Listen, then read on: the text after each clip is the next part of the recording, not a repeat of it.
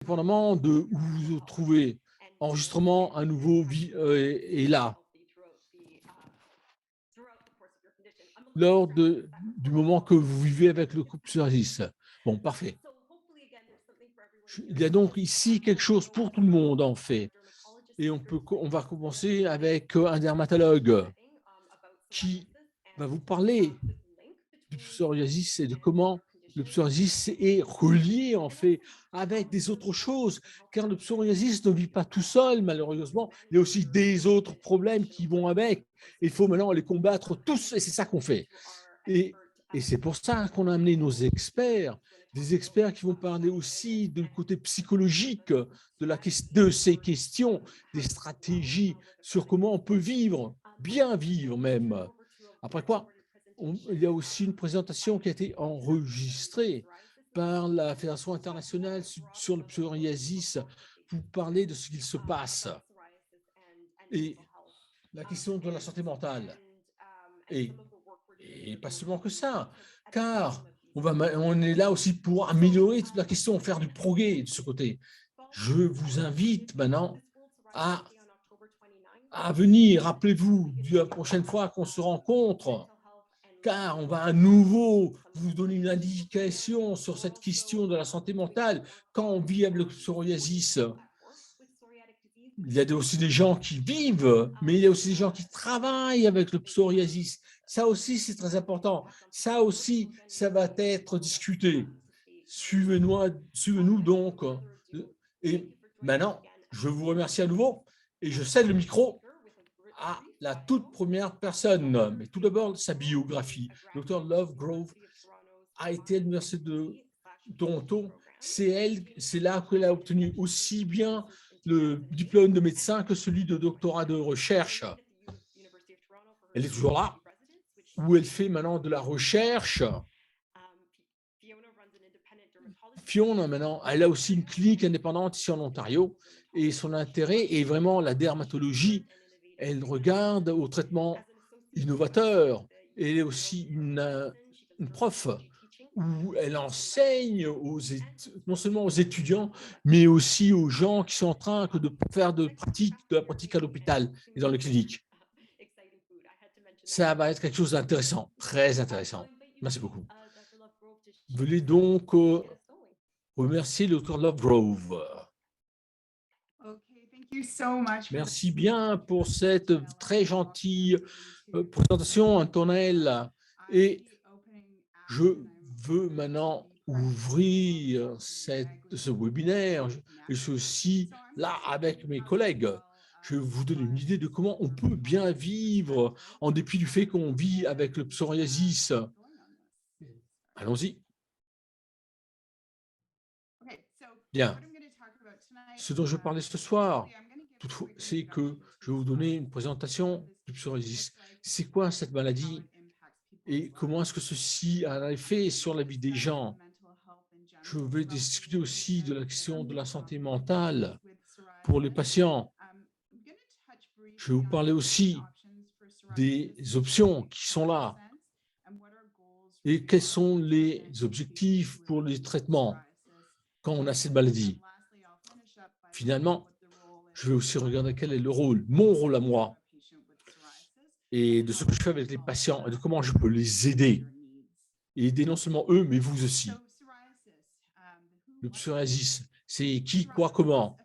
C'est une maladie qui touche des millions, 125 millions de personnes au moins partout au monde. Et en général, les gens ont des problèmes qui sont mineurs, mais en fait, 20% ont des problèmes assez sévères. En général, les gens commencent à développer le psoriasis vers 30 ans, 40 ans. Il y en a d'autres qui le développent plus tard, entre 40 et 70 ans. Donc, en fait, ça commence vers les 50. En médecine, on appelle ça que c'est une distribution bimodale, où il y a deux dômes. Les gens qui l'attrapent au début, les gens qui le développent plus tard. On sait que le même taux de psoriasis parmi les hommes que les femmes. En outre, comme vous le voyez ici, il y a aussi une différence en termes de distribution dans les pays. Car ce qu'on voit, c'est cette différence qui existe ici au Canada. Et je ne vois pas pourquoi la diapo n'est pas là, mais, restez à l'écoute. Restez à l'écoute.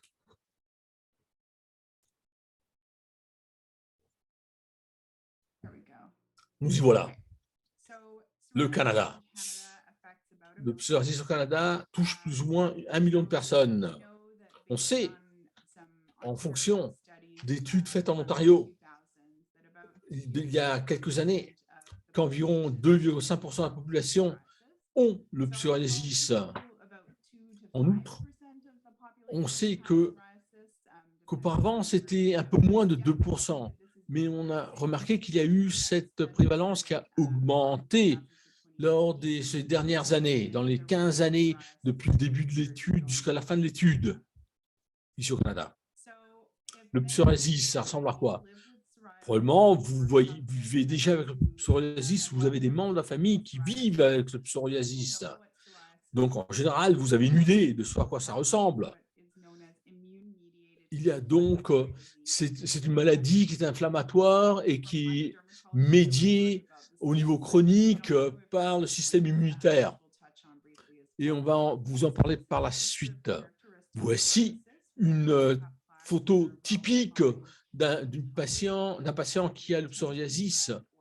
Il y a donc quelque chose qui est ou rouge, ou rosé, ou même violet.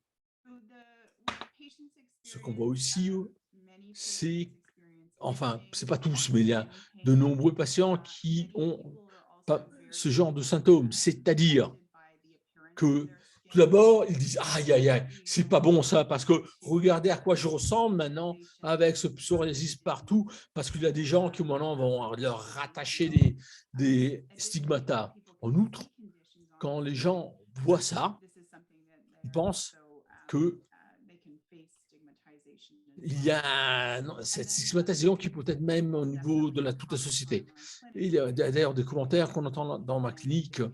Ils disent qu'ils pourraient même perdre du sang, ils pourraient avoir une hémorragie, la plaque pour avoir des problèmes partout, la peau est trop sèche, il peut y avoir des autres problèmes. Beaucoup de monde ont aussi de l'arthrite, souffrent d'arthrite malheureusement. Mais il y a pas mal de choses ici qui démontrent quelles sont les choses qui arrivent et qui vont maintenant déclencher le psoriasis. Par exemple, ça peut arriver quand une dame devient enceinte, où il y a eu aussi des problèmes de la peau. Il y a eu des gens qui font quelque chose à leur peau pour une autre raison. Il y a du stress. Il y a aussi des patients qui me posent cette question tout le temps. Est-ce que le stress peut faire développer le psoriasis? Oui. Ce n'est pas exactement la seule chose. C'est plusieurs choses qui, ensemble, font qu'il y ait ce psoriasis qui se développe ou qui ressorte. Regardez aussi à l'emploi du tabac et de l'alcool. Ça aussi, ça peut avoir une influence. Signifie aussi que ce n'est pas seulement une question de la maladie qui a un effet sur la peau. Il n'y a pas que ça. Il y a aussi quelque chose au-dessus de la peau, car il y a cet effet du système immunitaire qui, maintenant, se développe d'une façon phénotypique au niveau de la peau. Il y a l'arthrite aussi. Il y a des problèmes cardiovasculaires, des syndromes métaboliques, il y a la déprime, l'anxiété, qui maintenant se rattachent au psoriasis. Quels sont les problèmes cardiovasculaires? Il y en a plein. Il y a une augmentation de 57% de décès de maladies cardiovasculaires à cause du psoriasis. Et ça, c'est en général quand au moins 10%, voire plus, de la surface du corps et maintenant montre qu'il y a des plaques liées au psoriasis. Il n'y a pas que ça.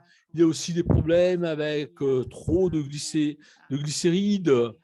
On a aussi le cholestérol qui est trop élevé, la pression des artères, elle aussi est trop élevée. Il y a aussi le glucose. Ça, c'est quelque chose remarque dans 40 personnes des individus versus 23 personnes qui vivent sans psoriasis. C'est pour ça qu'on voit ce psoriasis qui a aussi une influence de ce côté. Mais il n'y a pas que ça. Il y a aussi le côté de la santé mentale avec le patient qui souffre de psoriasis. En général, le risque de déprime, anxiété, aussi de pensée qui amène au suicide est bien plus élevé parmi les plus jeunes patients. Et on le voit plus dans les hommes que les femmes, et surtout dans les plus jeunes. On le voit ici. Ça, c'est quelque chose qui nous frappe, parce que ce n'est pas seulement une question de psoriasis, mais il faut aussi regarder aussi au traitement qui peuvent avoir un effet concomitant sur la santé mentale. Je vais vous parler maintenant des options pour le traitement et de quels sont les objectifs quand on regarde au traitement. Quand on regarde au traitement, il y a toute une gamme de traitements qu'on peut utiliser. On dit aux gens qu'on a des crèmes qu'on peut utiliser. Et tout dépend aussi de où se trouve la plaque de psoriasis. On a aussi pas mal d'autres possibilités. On peut faire des piqûres, on peut aussi faire des autres traitements. On commence ici par le traitement qui est le moins invasif, c'est-à-dire en utilisant des crèmes. Après quoi, si ça ne marche pas, si le patient ne répond pas à la thérapie de la crème, on passe à quelque chose de plus systématique ou même voire de biologique. Et on examine aussi bien sûr les avantages qu'on en tire de ce traitement. S'il y a des autres comorbidités, des autres maladies avec lesquelles ils vivent, c'est important de le savoir. Après quoi, quand on regarde maintenant au traitement, il n'y a pas que ça. On voit que ce traitement est différent en fonction du temps, car au début, on a vu seulement certaines crèmes. On avait le méthotrexate, qui était le système plus conventionnel. Après quoi, en 2004, on est arrivé à développer aussi des autres produits comme l'étanercept. Et après quoi, on a ajouté aussi des produits biologiques. Et maintenant, depuis 2014, on a vraiment plusieurs options avec des piqûres et autres. Je dis aux gens que ce sont des traitements très spécifiques qui sont maintenant redécoupés. Ceci signifie qu'ils marchent ou devraient marcher, mais avec très peu d'effets secondaires. Et maintenant, notre objectif est de faire parvenir les patients au point où maintenant la peau, si elle n'est pas tout à fait normale, elle l'est presque. Ça, c'est ce qu'on veut sur le long terme, bien sûr. Pourquoi est-ce que c'est important? Parce que quand on demande aux patients quel est l'impact sur la peau et l'impact de la peau sur leur qualité de la vie, on voit tout le temps que quand les patients sont toujours là, 44% d'entre eux nous disent que le psoriase a maintenant un impact très important sur la qualité de la vie. Et c'est pour ça que le traitement est très important. Mais en outre, si maintenant les gens remarquent que les plaques disparaissent, à ce moment-là, ceci a un moindre effet sur la qualité de la vie. C'est très important. Ça, vraiment, c'est quelque chose qui nous dit beaucoup. Quand ils n'ont pas de symptômes, quand ils ne voient plus de changement à la peau, à ce moment-là, ils disent « je respire, je vis ». Ils oublient qu'ils ont le psoriasis, qu'ils vivent avec. Moi, qu'est-ce que je fais? Tout d'abord, je suis une dermatologue. Je vois plein de patients qui ont le psoriasis tous les jours. Et malheureusement, on n'a pas vraiment moi-même beaucoup de formation en termes de santé mentale. Mais ce que je peux faire, par contre, je peux collaborer avec des autres personnes qui peuvent me soutenir de ce côté, optimisant donc le traitement que j'offre. Ce que je peux faire, c'est travailler avec mes patients pour trouver le meilleur des traitements possibles pour le patient, voir quel est leur côté de tolérance, ce qu'ils veulent faire, quels sont les résultats souhaités, ce qu'ils veulent qu'on place sur leur peau, qu'on ne va pas placer sur leur peau. Et l'autre chose que je trouve, c'est que, et je le dis tout le temps à mes patients, c'est que j'ai des patients qui viennent me voir et me disent, tu sais, le YMCA me dit, ils ne veulent pas me voir parce que j'ai ce problème à la peau. Et donc, moi, je leur dis, tu sais, ça, c'est pas quelque chose qui va maintenant se propager. Vous allez pas, il n'y a pas des autres personnes qui vont attraper à cause de vous. Et c'est pour ça. D'ailleurs, peut-être faire de la thérapie hydrée, c'est peut-être quelque chose qui est bien pour leur peau. C'est une bonne idée. Ça, c'est pratiquement ma perspective. Et je le dis en quelques mots, en un peu de temps. Et je cède maintenant le micro à Dantonel. Merci, Dr. Lovegrove, pour cette présentation. Je suis vraiment très heureuse maintenant que de céder le micro à la prochaine personne qui va nous parler. Et c'est le Dr. Lee Bagley qui vient d'arriver. Je suis vraiment très heureuse d'écouter ce que vous avez à dire.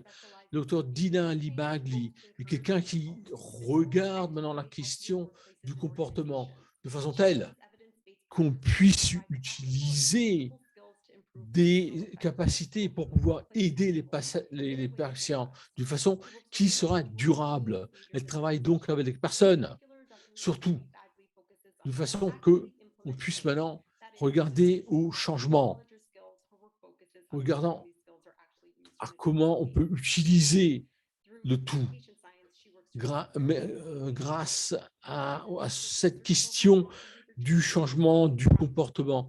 C'est ça qu'elle fait aussi au niveau de son travail tous les jours.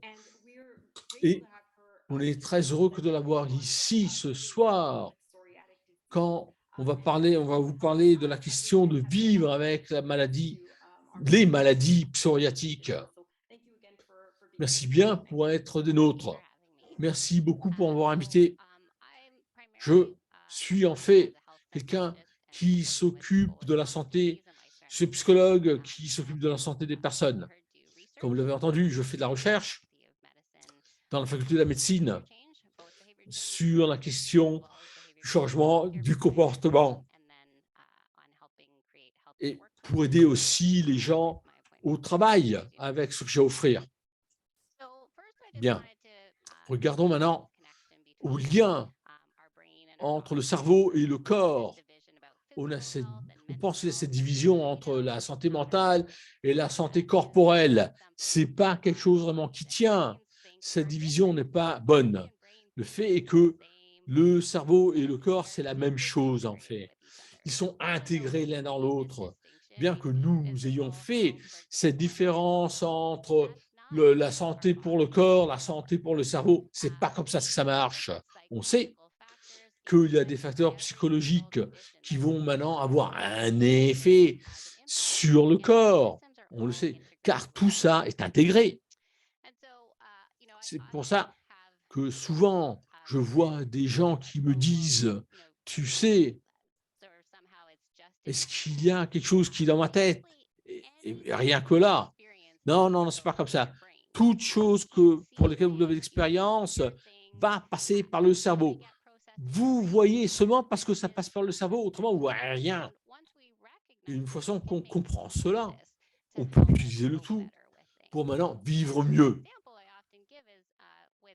Exemple typique, c'est celui qu'on remarque chez les athlètes qui maintenant, par exemple, courent, des soldats qui courent, bien que les deux soient maintenant qui soient mal en point. Ça, c'est parce que le cerveau est en mesure que de contrôler la douleur. Et c'est pour ça qu'on peut essayer que de nous aider avec les autres maladies aussi. C'est pour ça qu'il faut comprendre comment le cerveau marche. Une partie du cerveau est parfois appelée le cerveau de la survie. ça nous fait penser tout de suite, c'est la mémoire, la douleur, l'appétit. Et en outre, ça nous donne aussi des conseils. Par exemple, s'il y a des menaces autour de vous. En outre, c'est important que de reconnaître que c'est quelque chose qui marche ipso facto. C'est pour ça qu'on ne doit pas nécessairement savoir ce qui se passe autour de nous, car ça marche automatiquement. Et on n'a pas de contrôle non plus. On peut donc faire des choses, toutefois. On peut ajouter quelque chose, mais on n'a pas de contrôle. Là, on a du contrôle, par contre, c'est dans la partie frontale du cerveau. C'est là qu'on parvient à prendre des décisions. Par exemple, comment on commence à faire quelque chose, on s'arrête de faire quelque chose. Là, on a un contrôle. Et c'est là qu'on remarque si la personne est en mesure de s'autocontrôler. Alors que maintenant, le cerveau de la survie est tout le temps en marche, ce n'est pas toujours le cas pour la partie frontale du cerveau. C'est pour ça qu'il y a des choses qui arrivent plutôt le soir que le matin, parce qu'on a déjà tout utilisé lors de la journée, et donc le soir, on est fatigué, on n'en peut plus, et donc ça ne marche plus. On se retrouve seulement avec le cerveau de survie. Qu'est-ce que ça veut dire maintenant que de vivre avec une maladie chronique? Il faut regarder quelque chose sur quoi on n'a pas de contrôle, en fait. Ça signifie aussi qu'on nous a donné des renseignements qui ne sont pas les bons dans notre futur, que si tu essaies de le faire, tout va marcher, car il y a certains aspects sur lesquels on n'a pas de contrôle. J'en viens d'en parler dans regarder au cerveau de survie, mais il y en a d'autres où il y a, par exemple, on a une certaine influence sur les maladies chroniques où on peut ajouter des renseignements, mais on n'a pas de contrôle par-dessus ça. Ça signifie aussi qu'il y a d'autres façons maintenant pour gérer la question. On peut regarder au problème quand on peut maintenant trouver une solution au problème. Le problème a une solution. Par exemple, il y a quelque chose qui cause un stress. On peut enlever le stress. Et on peut regarder ce qui se passe dans la vie quotidienne. Il y a peut-être un courriel que je peux envoyer. Je dois finir un rapport. Tout ça, ce sont maintenant des facteurs qui comportent un stress, mais qui viennent et s'en vont. Mais avec la maladie chronique, c'est quelque chose qui est différent. Chronique, c'est quelque chose qui est tout le temps là. C'est pour ça que pour le faire, il faut regarder à comment on regarde nos émotions avec un problème qu'on ne peut pas résoudre. C'est quelque chose qu'on peut faire quand on sait que le facteur qui cause le stress ne va toujours être là. Ça, c'est quelque chose qu'on doit développer pour s'occuper des maladies chroniques. Une grande partie des gens n'ont pas eu besoin de cela. Et c'est pour ça qu'ils n'ont jamais développé ou l'ont seulement développé, mais pas beaucoup. Ceci signifie aussi que notre corps maintenant est là et il y a un certain degré d'incertitude.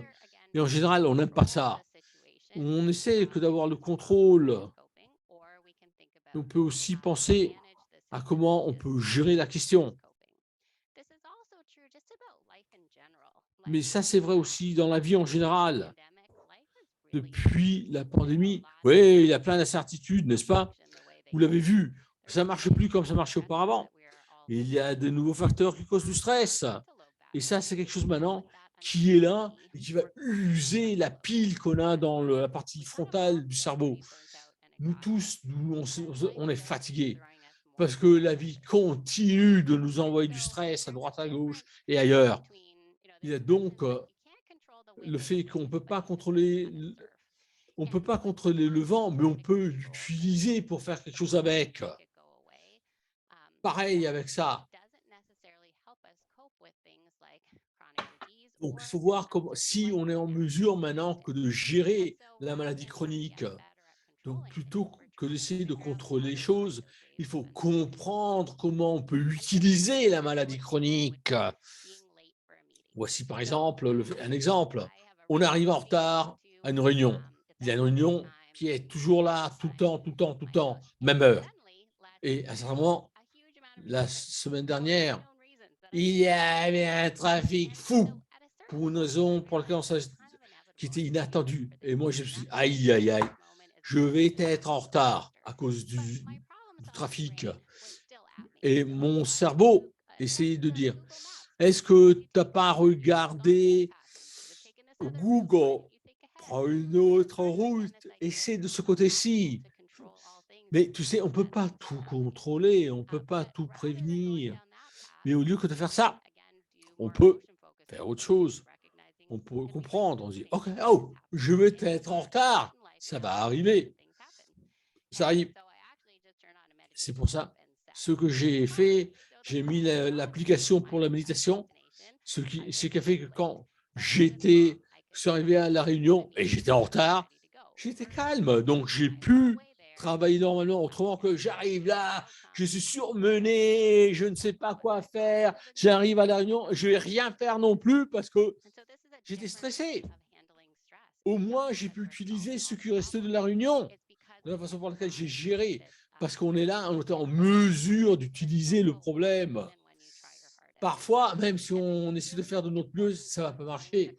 Mais donc, essayez de savoir comment on peut faire les choses de la bonne façon. Car votre condition peut aussi aller, peut faire si les choses vont mieux ou pire. Il y a bien sûr des médicaments qui vont avoir un impact incroyable sur les symptômes. Donc, essayez de les utiliser. Mais bien sûr, il y a aussi des choses qu'on peut faire de la meilleure façon.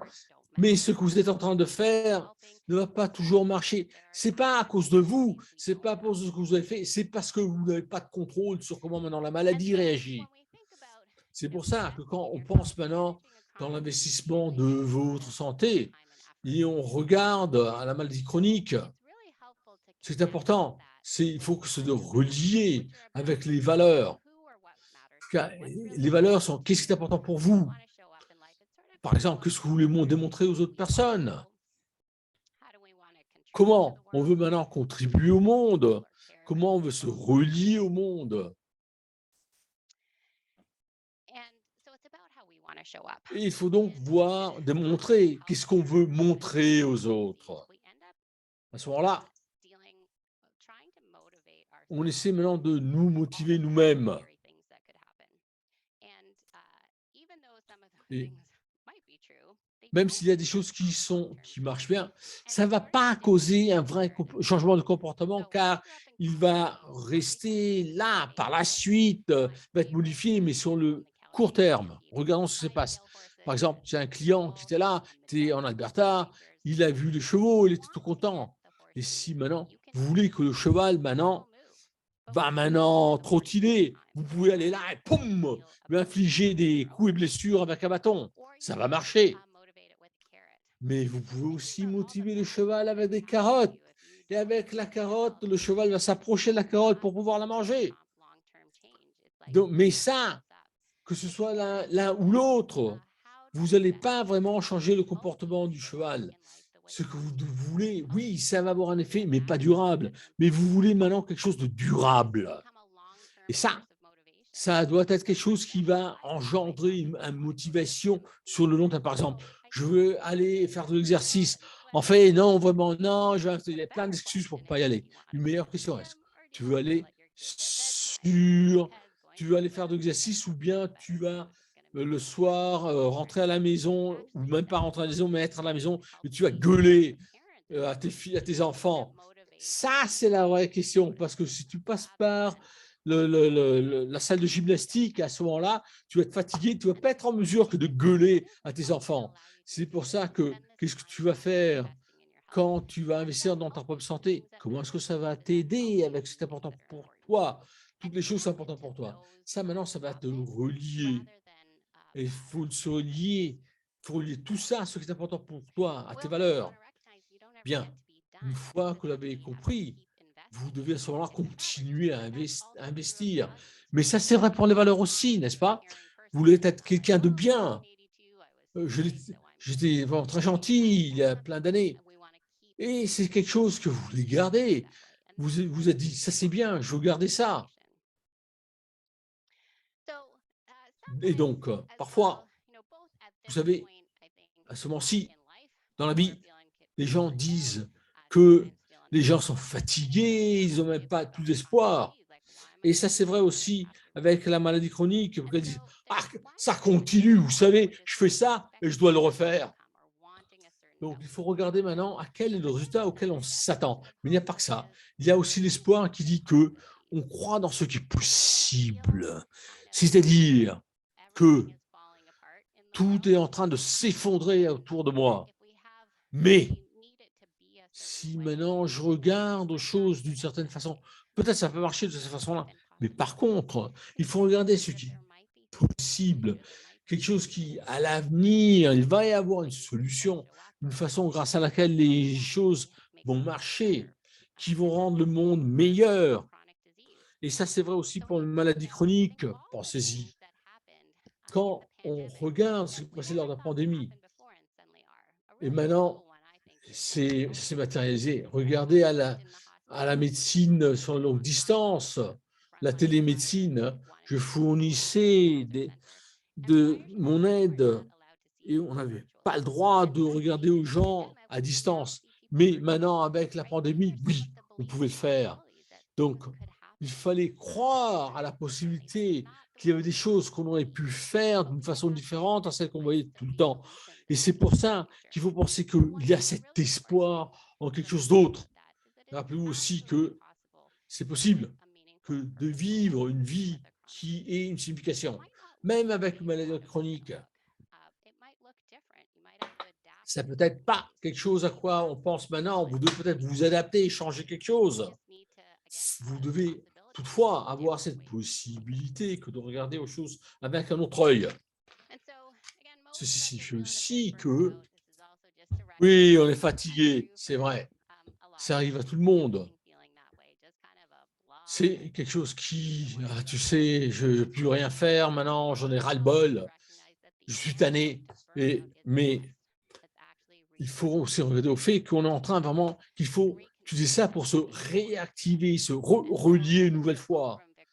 Et ça, c'est Viktor Frankl qui nous l'a dit, qui était un psychiatre qui est passé par l'Holocauste, donc il est passé par les camps de concentration, et il nous a dit que maintenant, le fait que d'avoir un espoir, ce n'est pas vraiment une question de ce à quoi on s'attend de la vie, mais plutôt de ce à quoi la vie s'attend de nous. Et ça, c'est quelque chose d'important. Il y a des choses auxquelles qu'on peut contribuer. Ça ne veut pas dire que tu es là et c'est toi qui vas s'occuper de tous les cancers au monde. Non, tu peux t'occuper de quelqu'un. Et ça va être une contribution très importante pour tout le monde. Et c'est pour ça qu'il faut regarder au plan pour l'avenir. Il faut donc regarder aux valeurs, non pas seulement aux objectifs. En fait, les valeurs ont plus de valeur que les objectifs. En fait, la pandémie nous a appris pas mal de choses, n'est-ce pas? Et on peut continuer à apprendre cela et continuer à vivre avec ça. Et c'est ça qu'on remarque avec les gens qui vivent avec une maladie chronique. On se dit, aïe, aïe, aïe, je ne peux plus rien faire, où est ma valeur? Ça ne va pas marcher. Il faut maintenant exprimer cela d'une autre façon. Vous savez, je peux vous dire que ça, c'est vraiment une expression de vos valeurs. Et finalement, il faut regarder maintenant à comment on peut faire des changements.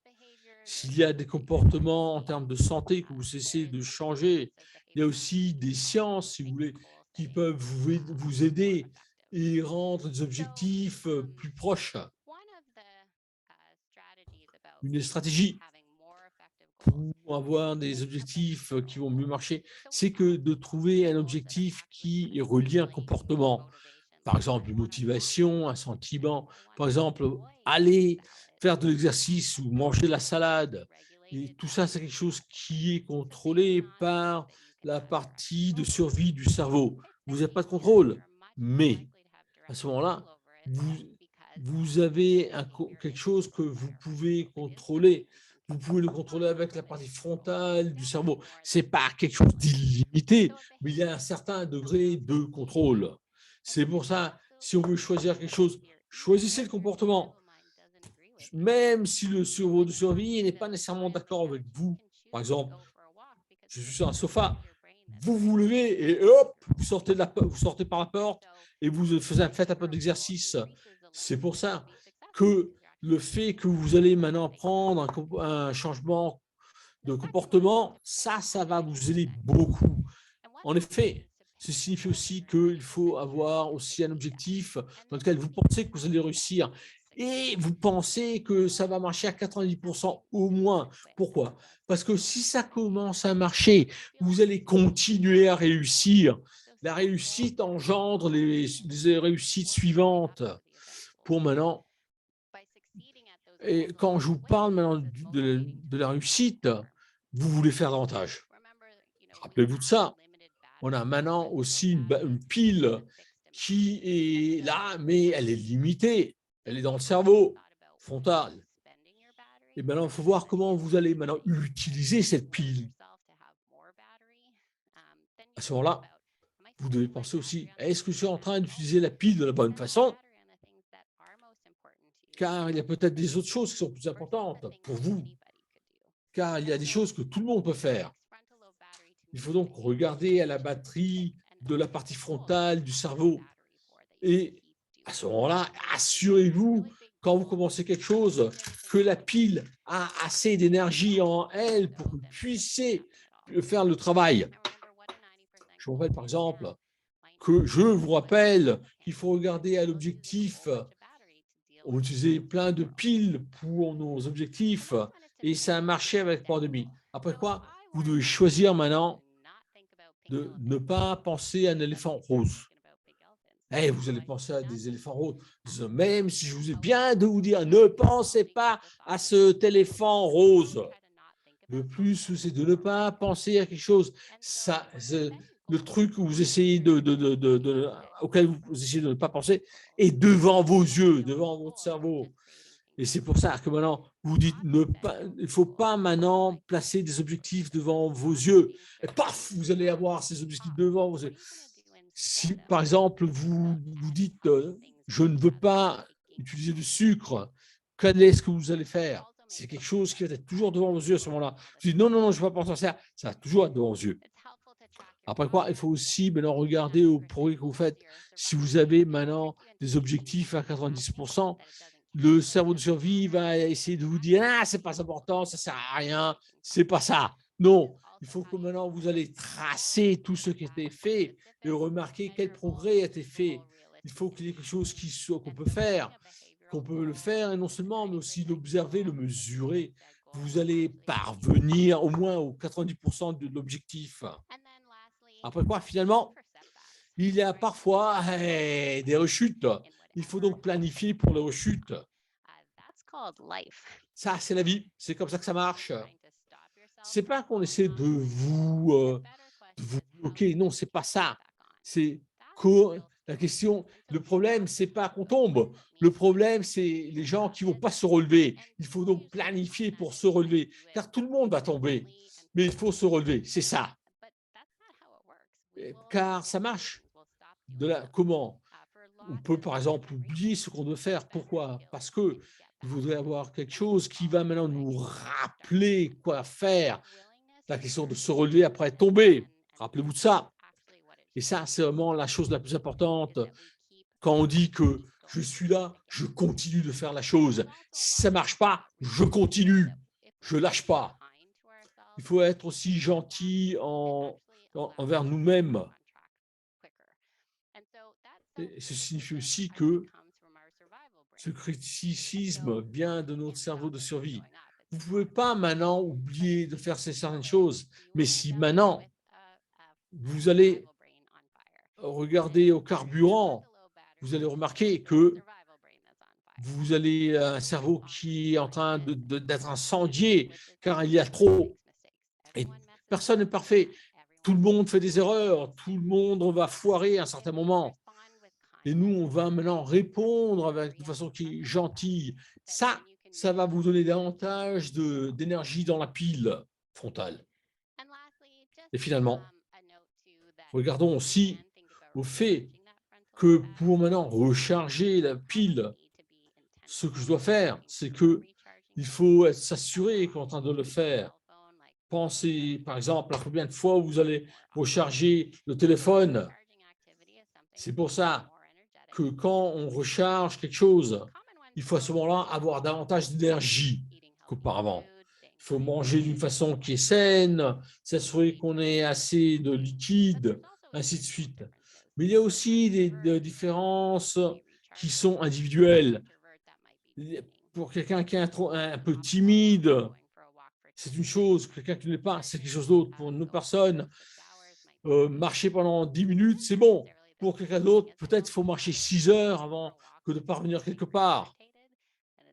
Et c'est pour ça qu'il faut aussi regarder qu'il y a aussi des questions qui sont saines, mais ils ne vont pas vous recharger. Parfois aussi, le fait que d'avoir assez de nourriture ou d'eau, ça, c'est quelque chose qui pourrait nous aider pendant toute la journée. Il faut donc regarder à ce qui va vous aider. Quelque chose qui vous permet aussi d'intégrer ceci et vous allez intégrer ça dans votre vie. Voici des autres sources. Ce sont des livres écrits en fonction de la recherche qui a été faite, avec aussi des astuces. On n'a pas que ça. On a aussi de la thérapie de groupe ou pour les individus dans le Canada Atlantique, mais pas que là, aussi en Colombie-Britannique, en Alberta-Ontario et au Québec. On sait ce que ça veut dire que de travailler avec les personnes qui sont frappées par les maladies chroniques. Quand, par exemple, on regarde la question mentale. C'est pour ça qu'on offre des interventions de groupe pour réduire les coûts, par exemple, et avoir davantage de monde qui peut se permettre l'accès. On regarde aussi à la question des problèmes d'insomnie ou bien de la nourriture. On s'en occupe. Voici mes coordonnées. C'est comme ça que vous pouvez me trouver. Merci. Merci beaucoup, Dr. Libagli. J'ai affiché dans la boîte de clavardage que tout ça va être aussi sur le site Internet. Donc, il ne faut pas s'inquiéter. Vous voulez trouver les coordonnées, vous voulez trouver les renseignements, ils sont sur le site Internet. En outre, on a aussi des ressources auxquelles on peut se relier pour la santé mentale et le soutien. Merci beaucoup pour ces renseignements. Et en outre, on peut les envoyer à tous les participants lors de cette session, de façon telle que vous pouvez voir où vous pouvez trouver davantage de soutien si vous en avez besoin, ou une gamme plus vaste d'aide. Merci bien. Il y a une autre présentation d'une amie de la Fédération internationale. On n'a pas beaucoup de temps. Et donc, je vais commencer et je vais aller tout de suite à ce qui est important dans la session pour qu'on puisse par la suite repasser aux questions. Nous y voilà. Et je vais vous présenter la présentatrice de la session. C'est Céline Gourou, qui est l'officier scientifique auprès de l'Institut international. Elle est celle qui est responsable pour l'enseignement scientifique et pour aussi s'assurer que tout le monde soit mis à jour au sujet de côté de psoriasis. Le tout dernier projet qui a été fait est maintenant sur les maladies psoriatiques et la santé mentale. Et Cécilie s'est présentée ici, mais je vais maintenant sauter un peu pour qu'on puisse passer à la recherche tout de suite, de façon telle que vous puissiez comprendre quels sont les renseignements sur la maladie psoriatique. Qu'est-ce qu'on fait dans le monde?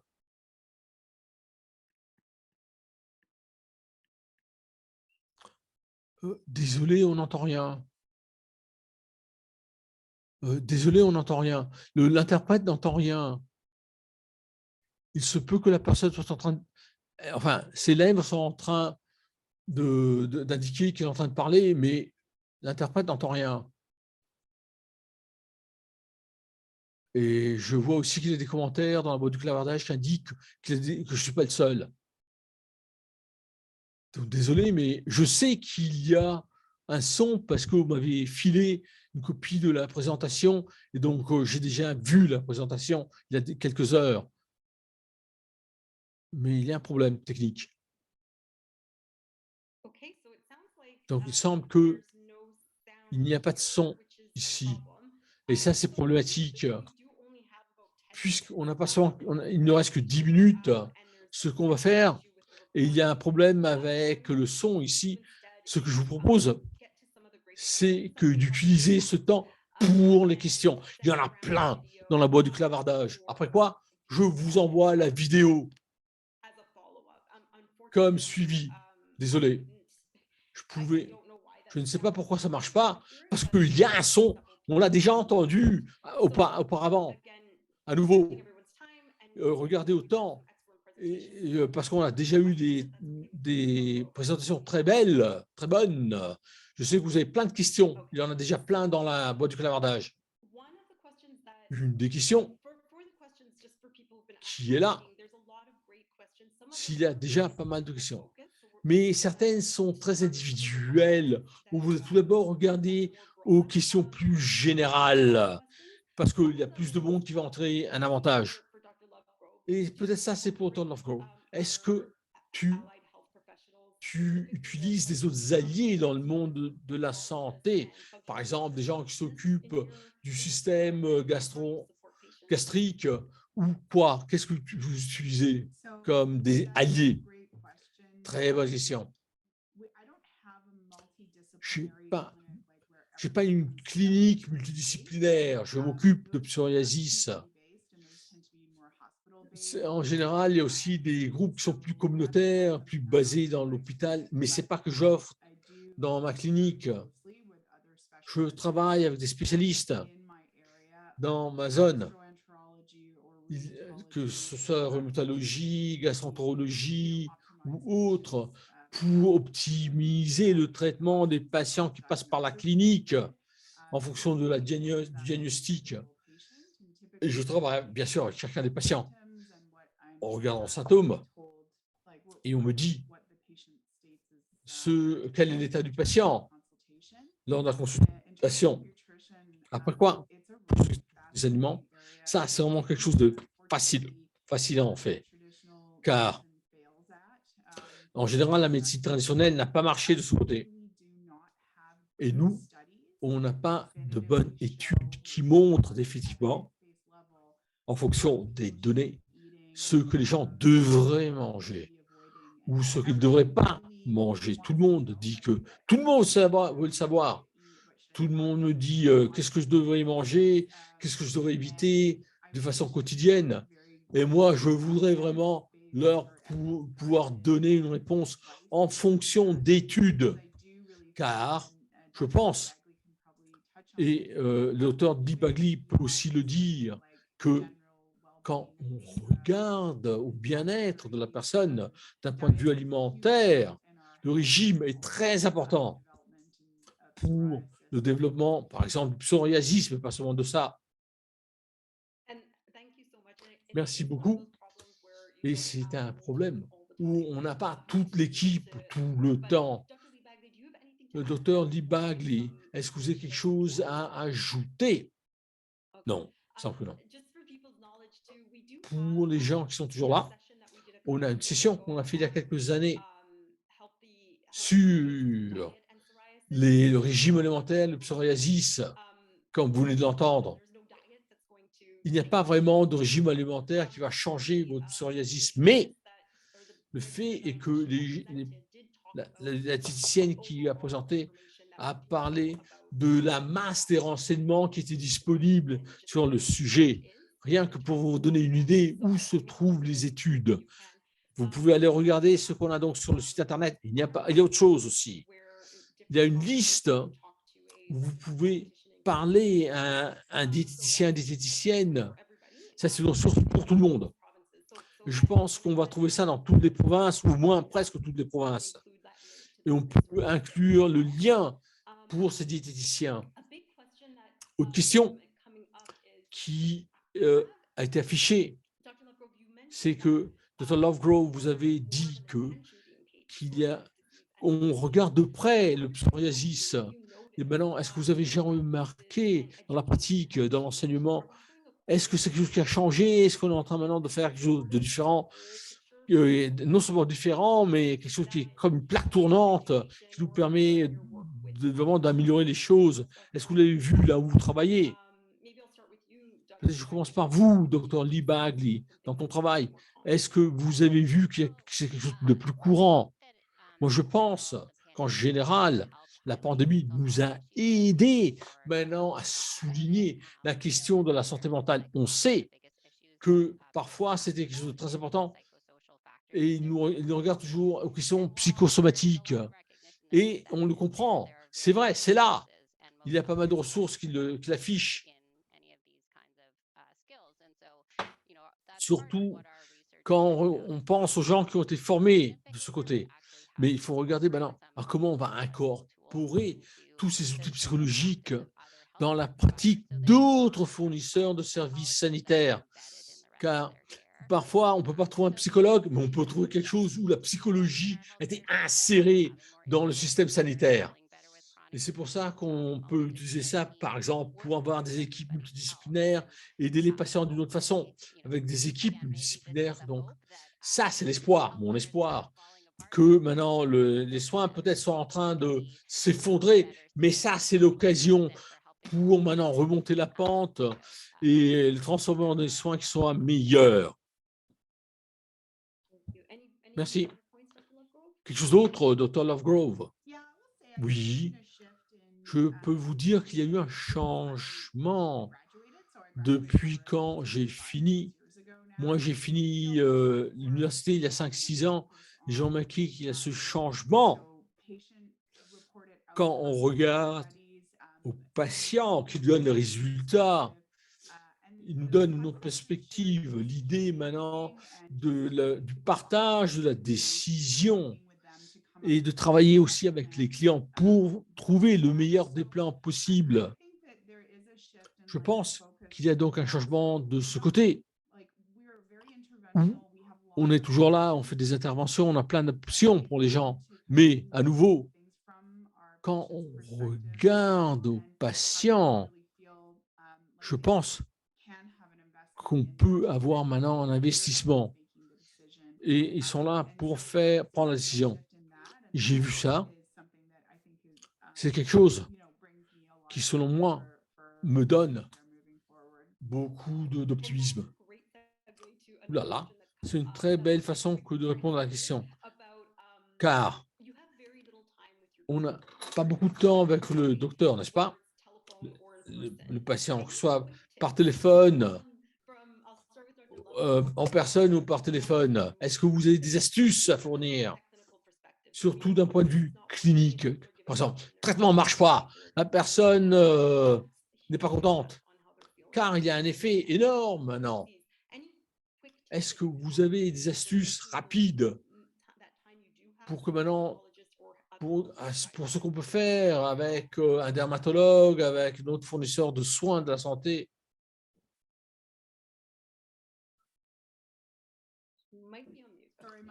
Oui, pardon. J'avais des problèmes ici à allumer le micro.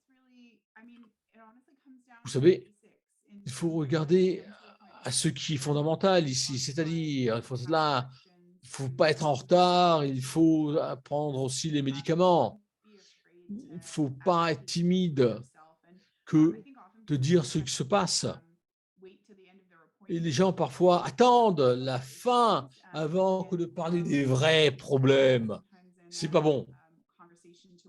Et c'est pour ça, parce qu'ils pensent qu'avec la conversation, ils sont en train de s'approcher du fait qu'ils vont dire au docteur ce qui est vraiment important. Faites pas ça. Il faut en parler tout de suite possible. Et, je sais pas. Je sais qu'il n'y a pas, c'est pas comme ça, c'est pas la magie, mais il faut le faire. Ça, c'est mon astuce. Il faut le faire le plus vite possible. Docteur Libagli, oui, je pense que moi aussi, je pense que ce n'est pas une bonne idée que d'interrompre le docteur. Mais vous devez dire au docteur qu'il y a des choses qui n'ont pas été couvertes. Car parfois, il y a aussi des médecins qui ne veulent pas maintenant s'occuper des choses pour lesquelles il n'y a pas de solution. Mais c'est important maintenant de poser la question au docteur pour que le docteur sache ce qu'il se passe. Et vous pouvez à ce moment-là aussi demander qu'on vous envoie voir un autre docteur, un spécialiste ou autre, pour maintenant trouver la bonne personne. Ça aussi, c'est quelque chose dont il faut parler. Montrer aussi la copie des résultats de l'analyse du sang, ainsi de suite. Merci bien. Je veux aussi maintenant souligner que c'est important que de mettre ensemble des ressources. Lors de la pandémie, on a vu cette question de l'accès à la santé mentale, mais ça peut dire n'importe quoi pour n'importe qui. Chercher des outils, des stratégies semblables à ce que vous venez d'entendre aujourd'hui. On va vous envoyer ça, car d'ailleurs, on a tout un centre qui donne la liste d'une foule de possibilités. C'est pour ça que je voulais le souligner, car autrement, ça peut être quelque chose vraiment qui va vous déprimer. Oui. Et désolé, mais vous savez, s'il y a un problème, il y a plein de... C'est pas un problème dans lequel vous êtes tout seul. Il y a plein de monde qui est passé par ce problème, et c'est pour ça que vous en parlez. Vous pouvez trouver quelqu'un qui est déjà passé par ça, donc peut-être peut vous aider. Car autrement, vous allez vous isoler, vous allez vous sentir isolé à ce moment-là. Et vous devez donc regarder votre expérience, comprendre cette expérience, et vous n'êtes pas isolé. C'est ça que je veux vous dire. Merci bien. Dernière chose, il y a plein de questions sur les traitements. Elles sont très bonnes, mais elles sont très spécifiques au sujet du traitement. Donc, il y a toute une session sur la gamme de traitements pour le psoriasis. Et ça a peut-être du bon sens pour regarder aussi l'arthrite psoriatique et tous les traitements qui vont avec. Ça signifie aussi qu'on ne peut pas regarder à toutes les questions maintenant. Il faut donc regarder au site international pour les trouver, car il y a des renseignements. Mais à nouveau, rappelez-vous qu'on va regarder à nos sessions. Je voulais aussi vous dire que quand on regarde au coût, ça c'est quelque chose de très important. C'est pour ça qu'on fait tout le travail pour le remboursement, car, comme vous venez de l'entendre, parfois on ne sait pas comment on navigue, mais il y a du monde qui l'a déjà fait auparavant, et donc ça va vous aider. Et en dit cela, je suis vraiment désolé qu'on n'a pas pu regarder la vidéo, mais je suis très heureuse d'avoir écouté à ce que vous aviez à dire en répondant aux questions.